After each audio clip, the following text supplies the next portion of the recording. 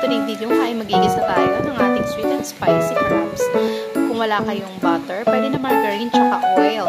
And then, ilagay po ninyo yung bawang, sibuyas, ayan. And then, after that, make sure make it brown. And then, pwede nyo na rin ilagay yung inyong crabs, diba? Napakasimple lang yan, guys. And then, after nyan, pwede nyo po siyang lagyan ng luya. Kung makikita nyo sa video, kaya natagalan dyan, nagbalat po ako ng luya. And then, after that, nilagay ko na po yung crabs. And then, make it sure na maging orange po siya. And then, after that, naglagay po ako ng oyster sauce. After ko po maglagay ng oyster sauce, naglagay din po ako dyan ng pamintang durog.